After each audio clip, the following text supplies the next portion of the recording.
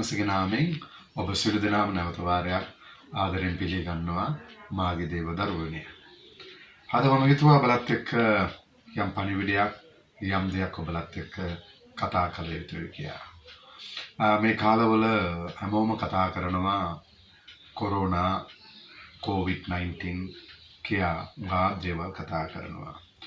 ඉතින් ඒ සම්බන්ධවත් එක්ක ශුද්ධ බයිබලයේ මම ෆේත් කියන්නේ මොකක්ද කියලා කාරණාවල් තුනක් විශ්වාසය කියන්නේ කාරණාවල් තුනක් ඔබලත් එක්ක මම කතා කරන්න ලෑස්ති දේවදරුවනේ.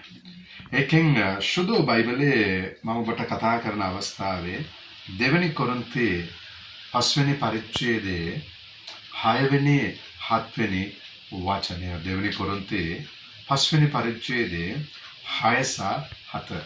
මොකක්ද එතන කතා කරන්නේ? ඔබයි මමයි ජීවත් වෙන්නේ පෙනීමට නොවේලු විශ්වාසයෙන් ජීවත් වෙනවා කියලා වචනය කතා කරනවා. පෙනීමට නොවේ විශ්වාසයෙන් තමයිලු ගමන් කරන්නේ කියලා බයිබලයේ කතා කරනවා. දැන් බලන්නකෝ දැන් ලෝකේ වෙන්න දේ ඔබ හැමෝම දැන් ෆේස් මාස්ක් එකක් අඳිනවානේ. ඊට පස්සේ hand sanitizer එකක් ඔබ පාවිච්චි කරනවා. කොයි හරි ඔබ ගියාට පස්සේ ඔබ කොහොමද කරන්නේ? මීටරයක පරතරේ ඔබ තබා ගන්නවා. ඇයි ෆේස් මාස්ක් එකක් ඔබ පාවිච්චි කරන්නේ? ඇයි hand sanitizer එකක් දාන්නේ? ඇයි ඔබ මීටරේ පරතරේ සිටින්නේ? ඔබ විශ්වාස කරනවා නැත්නම් ඔබට කවුද කියලා දෙනවා මේ වෛරස් එක නිසායි ඔබ මාස්ක් එකක් අඳින්නේ. මේ වෛරස් එක නිසායි hand sanitizer එකක් පාවිච්චි කරන්නේ.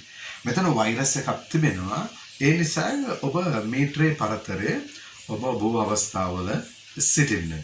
නමුත් ඔබ ඒ වෛරස් එක සමහර වෙලාවට ඔබ දැකලා නැහැ. ඔබට දැකලා නැහැ. නමුත් ඔබ විශ්වාස කරනවා මෙතන මේ වෛරස් එක තිබෙනවා. සමාජයක් සෙනගක් විදියට අපි ක්‍රැෂ් වෙනකොට අපි හිතනවා මෙතන මේ වෛරස් එක තිබෙනවා කියලා ඔබ විශ්වාස කරනවා. එමනම් මගේ දේව දරුවනේ ඔබයි මම සමහර වෙලාවට අහනවා දෙවි කෙනෙක් ඉන්නවද? ඔබ ඒක විශ්වාස කරනවා. සමහර වෙලාවට දෙවියන් වහන්සේ ඔබත් එක්ක ඉන්න එක පිළිබඳව ඔබ සමහර වෙලාවට ඔබ විශ්වාස කරන්නේ නැතුව සමහර වෙලාවට ඔබ ඉන්නවා. ඔබට දැනෙන්න ඕනේ මෙතන දෙවියන් වහන්සේ ඉන්නවා. කවුද ඔබට කිව්වේ? කවුද මේ වෛරස් එකක් තිබෙනවා කියලා? සමහර ડોක්ටර්ස්ලා ඔබට කියලා ඇති. අපි ප්‍රවෘත්ති වල බලලා තිබෙනවා. නැත්නම් විද්‍යාර්ථයෝ ඒ ගැන කතා කරලා ඇති මේමයි ජීවත් වෙන්නේ මේ වෛරස් එක මේව තිබෙනවා කියලා. ඒක ඔබ විශ්වාස කරනවා. එළියට යනකොට ඔබ මාස්ක් එකක් දාගෙන යනවා වෛරස් එක තිබෙනවා කියලා ඔබ ඒක විශ්වාස කරනවා. එහෙමනම් සර්ව බලධාරී දෙවියන් වහන්සේ ඔබටයි මටයි පොරොන්දු වෙලා තිබෙනවා. ඔබටයි මටයි කියලා තිබෙනවා නම් මම ඔබත් එක්ක ඉන්නා වූ තනන් වහන්සේ මම වෙනස් නොවෙන්නා වූ තනන් වහන්සේ කියලා මේ බයිබලයේ අපිට කතා කරලා තිබෙනවා නම් ඇයි අපි මේක ඔබ විශ්වාස කරන්නේ නැත්තේ? ડોක්ටර්ස්ලා කියන දේ විද්‍යාර්ථයෝ කියන දේ ඔබ විශ්වාස කරනවා වෛරස් එක තියෙනවා. ඒ නිසා ෆේස් මාස්ක් එක දාගන්න. ඒ මන ਸਰව බලධාරී ආස පොළව මැව්වා වූ ਸਰව බලධාරී දෙවියන් වහන්සේ කියනවා මම ඔබලත් එක්ක ඉන්නවා. ජොසුවා 1:9 කතා කරනවා බය වෙන්න එපා කැළඹෙන්න එපා. ඔබ යන්නා වූ සියලුම මාර්ගවල මම ඔබත් එක්ක ඉන්නවා කියලා ਸਰව බලධාරී දෙවියන් වහන්සේ කියලා තියෙනවා අපිට. එමනම් එයා ඊයේ අද සෑමදාම එකම ආකාරය වෙනස් වෙන්නේ නැහැ. කිසිම දවසක වෙනස් වෙන්නේ නැහැ. ඊබ්‍රු 13:8 කියනවා එයා වෙනස් නොවෙන්නා වූ තරම් වාසය. නමුත් වෛද්‍යවරු කියන දේවල් සමහර ડોක්ටර්ස්ලා කියන දේවල් කාලෙන් කාලට වෙනස් වෙනවා. නමුත් මේ දෙවියන් වහන්සේ කියපු දේ කිසිම දවසක වෙනස් නොවෙන්නා වූ දෙවියන් වහන්සේ. ඒ නිසා ඔබයි මමයි මේ ශුද්ධ බයිබලයේ මොකක්ද කියලා තියෙන්නේ ඒක බොදුරට විශ්වාස කරන්න. බොවර්සස් තියෙනවා 10 ගණන් වචන තිබෙනවා බයිබලේ 10 ගණන් බයිබලේ. ඔබ බයිබලයේ වචනයට කීකරු වෙන්න පටන් ගන්නවා. බයිබලයේ වාක් වචන කියා තිබෙනවා. නිසා ඔබගේ සහ මාගේ ජීවිතේ පෙනීමට නොවේ විශ්වාසය ගමන් කරනවා. ඒක පළවෙනි ෆේත් එක. ඒක පළවෙනි විශ්වාසය. දැන් දෙවෙනි එක ඔබට මම කතා කරන්නම්. රෝම 4 වෙනි පරිච්ඡේදයේ 18 වෙනි වචනය. රෝම 4 වෙනි පරිච්ඡේදයේ 18 වෙනි වචනය. කුමක්ද එතන කතා කරලා තිබෙන්නේ දේවදරුවනේ? එතන කතා කරලා තිබෙනවා බලාපොරොත්තුවක් තබා ගන්න බැරි අවස්ථාවක දෙවියන් වහන්සේ බලාපොරොත්තු වීම තවත් විශ්වාසයක් ගැන. අපි අද කතා කරන්නේ විශ්වාසය ගැන තමයි අපි කතා කරගෙන ඉන්නේ. ඔබටම කතා කරන්නේ විශ්වාසය. බලාපොරොත්තුවක් තබන්න බැරි අවස්ථාවක බලාපොරොත්තුවක් තබන එක විශ්වාසය. ඔබගේ ජීවිතයේ මේ කාලවල මේ ක්වොරන්ටයින් කාලේ කොවිඩ් කාලවල සමහර මාර්ග වැසිලා ඇති සමහර වෙලාවට. ඔබට බලාපොරොත්තුව තබා ගන්න බෑ. රැකියාව තුල නැත්නම් ඔබට උදව් උපකාර එන්නා වූ මුදල් එන්නා වූ සියලුම මාර්ගවල් වැසිලා ඇති. බලාපොරොත්තුවම තබා ගන්න බැරි අවස්ථාවක ඔබගේ විශ්වාසය තුල බලාපොරොත්තුවක් වීම. මේක තමයි විශ්වාසය කියලා. තවත් විශ්වාසයක් ඔබට මම කතා කරන්නේ. ඔබට බලාපොරොත්තුව තබා ගන්න බැරි අවස්ථාවක මේ කාලේ ඔබ දෙවියන් වහන්සේව විශ්වාස කළ යුතුයි. මාගේ දේව දරුවනේ, ඔබ ගෙදර ඉන්න පුළුවන්, ක්වොරන්ටයින් වෙලා ඉන්න පුළුවන්, කොවිඩ් එකට බය වෙලා ඔබ ජීවත් වෙන්න පුළුවන්. විශ්වාස කරන්න දෙවියන් වහන්සේ ස්වාමිනේ මට ආශිර්වාද දෙන්න කිසිම මාර්ගයක් නැහැ. එතකොට ඔබ දෙවියන් වහන්සේව ඔබ විශ්වාස කරන්න පටන් ගන්න. තවත් එකක් ඔබට කතා කරනවා නම් පළවෙනි රාජාවලිය 18 වෙනි පරිච්ඡේදයේ 41 සිට 45 දක්වා ඔබ කියවනවා නම් ලස්සන කතාවක් කියලා දෙන්න. හෙලියා කියලා මිනිහෙක් ඉන්නවා. එයා කන්දක් උඩට යනවා යාඥා කරන්න.